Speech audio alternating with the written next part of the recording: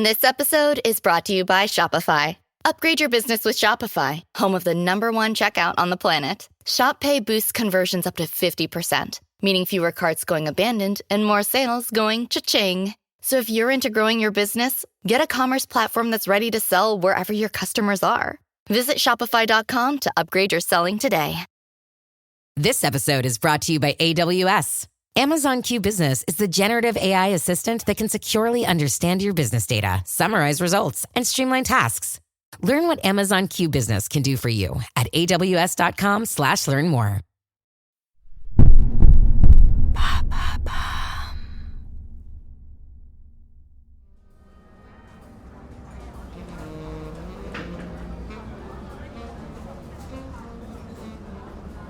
Un Bacardi, s'il vous plaît, Tom.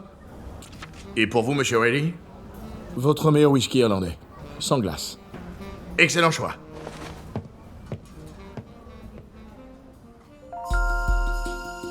Habitué de ce restaurant, Anne Kay a obtenu sans difficulté une table à l'écart. Il aime recevoir ici ses meilleurs éléments. Ce soir, pendant quelques instants, il semble pourtant ailleurs, laissant ses yeux se perdre entre les lampadaires dans la nuit londonienne. Le monde change. Ça fait 10 ans que Maurice Hankey a succédé à William Melville, dit M, le patron historique de la division.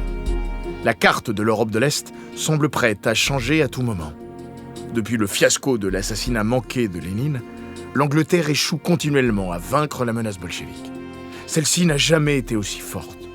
Pour la combattre, les services secrets britanniques doivent redoubler d'efforts et prendre des risques toujours plus grands.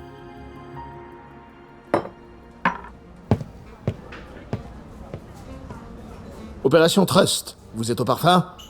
Vaguement. Nos agents dormants sur le sol russe ont été approchés par un renégat de l'armée rouge, Ossip Agranov. Il établit secrètement des liens au sommet du pouvoir. L'information est solide. 4 de nos sources le confirment. Agranov réunit des forces en Russie et à l'étranger pour tenter un coup d'État. Il a besoin de nous. Lénine mort, Trotsky, Staline et Kamenev qui se disputent sa place. C'est maintenant ou jamais. On coupe la tête du régime. Vous avez votre revanche et tout le monde peut rentrer chez soi. Vous en êtes? J'en suis. Profitez de votre verre. Je me suis laissé dire que leur whisky est particulièrement mauvais. Haha.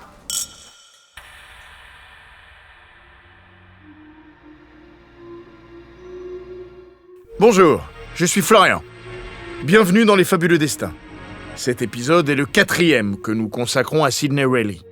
De 1890 à 1925, cet espion britannique aux 1000 vies s'est aventuré dans les conflits les plus dangereux de l'entre-deux siècles, traînant une réputation d'agent double et de tueur à l'efficacité mortelle. Aujourd'hui, je vous parlerai de son ultime mission, qui fit entrer sa légende au panthéon de l'espionnage.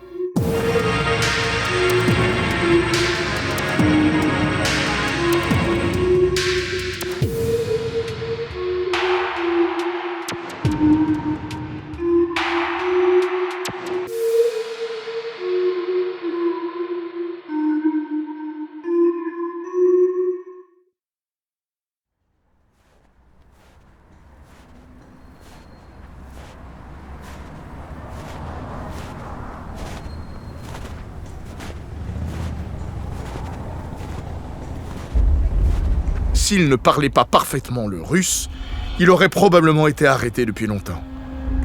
La Tchéka n'est plus. Elle a été remplacée par le GPU, une police politique autrement plus dangereuse. Les contrôles sont fréquents. Il est quasiment impossible pour quiconque de sortir sans que ses papiers ne soient vérifiés plusieurs fois. Pour des millions d'Occidentaux, la Russie représente l'enfer. Reilly, lui, s'y trouve comme chez lui. Après tout, il est de naissance un citoyen russe. Les risques qu'il encourt aujourd'hui sont cependant énormes. Il y a quelques années, l'échec de sa mission visant Lénine l'a forcé à fuir le pays. Il s'en était fallu de très peu pour qu'il ne soit arrêté. Les Russes ne l'ont certainement pas oublié. Cette fois-ci, s'il est capturé, si sa réelle identité est découverte, il n'y a aucun doute qu'il le paiera de sa vie. Il humilie son pays natal depuis bien trop longtemps.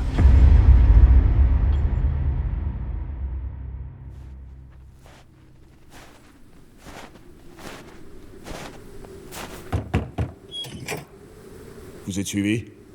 Seulement par des femmes qui m'ont trouvé beau garçon.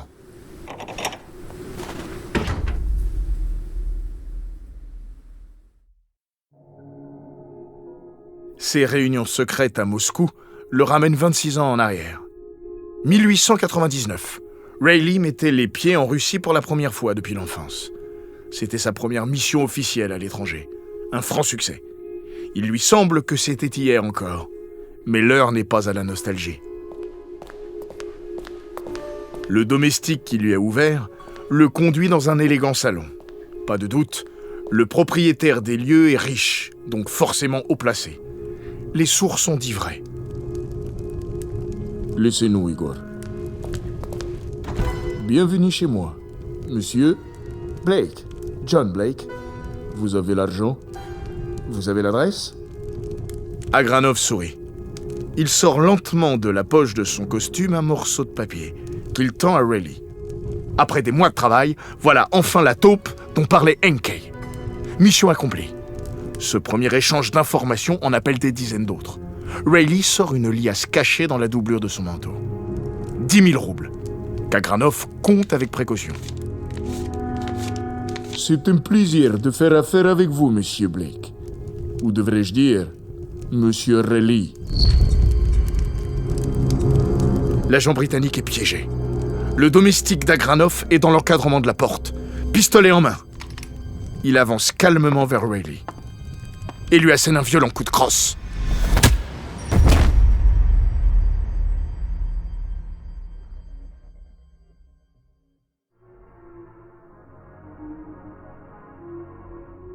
Avant de continuer cet épisode, nous voulions vous remercier pour votre écoute. Si vous voulez continuer de nous soutenir, abonnez-vous à la chaîne Bababam Plus sur Apple Podcast. Cela vous permettra une écoute sans interruption. Ou bien, écoutez ce message de notre partenaire, sans qui ce podcast ne pourrait exister. Ne partez pas, on se retrouve tout de suite après.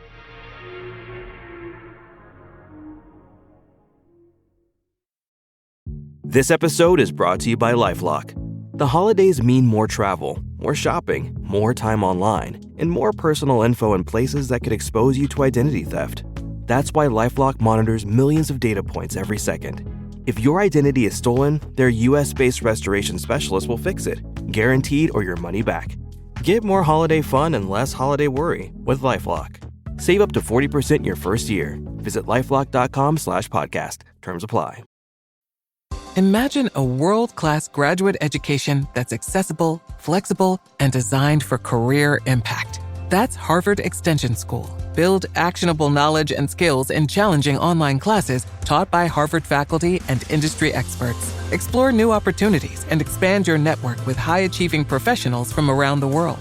Part-time learning. Real-world impact. This is Harvard on your terms. Learn more at extension.harvard.edu/Spotify.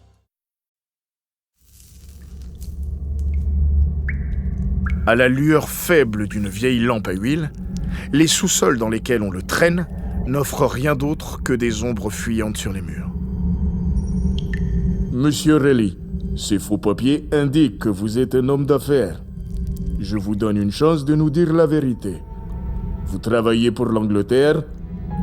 Non, pour moi. Vous connaissez Fanny Kaplan, Bruce Lockhart,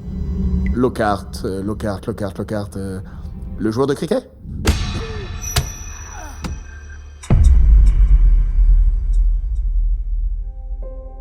En 1925, Sidney Rayleigh est capturé en Russie, comme des centaines d'opposants cette année-là. Il tombe dans le piège de l'opération Trust, une machination du GPU visant à faire croire à l'existence d'une organisation dissidente sur le sol russe. En attirant des espions locaux et étrangers, la police politique capture les ennemis qui la narguent depuis des années. C'est là que s'arrête brutalement la piste de l'espion le plus célèbre de l'histoire. Nul n'a jamais su ce qu'il a subi dans les geôles soviétiques, ni comment il fut exécuté. Selon les rumeurs les plus vraisemblables, basées sur des archives russes incomplètes, il fut emmené dans les forêts jouxtant Moscou et tué d'une balle dans la tête. Mais il existe une autre rumeur. On sait que pendant toute sa vie, Rayleigh a joué un double jeu. Bien que fidèle à l'Angleterre, il cultivait des liens étroits avec certains agents de la Tchéka et du GPU, à qui il faisait croire qu'il souhaitait trahir ses employeurs. Peut-être a-t-il su tenir ce mensonge jusqu'au bout, et que son arrestation n'a été qu'une mise en scène, au bout de laquelle il a pu disparaître et prendre une retraite au soleil de l'Amérique du Sud, où toute son histoire avait commencé. Bien qu'improbable, cette thèse ne peut être totalement écartée, faute de preuves. Un siècle est maintenant passé depuis sa disparition, mais il semble que Sidney Reilly a comme survécu à sa propre mort. Dans les années 50, l'œuvre de Ian Fleming ressuscite l'As des espions, sous le nom de James Bond. Les aventures de l'agent provocateur ont permis à l'auteur de vendre ses livres par millions, tandis que la franchise cinématographique du même nom a attiré plus d'1 milliard de spectateurs en salle depuis 1962. Et on ne compte plus les films qui ont copié cet univers, avec plus ou moins de succès. En 2024, la légende de Sidney Reilly semble donc encore loin de l'oubli. Pour l'As des espions, mourir pourra toujours attendre.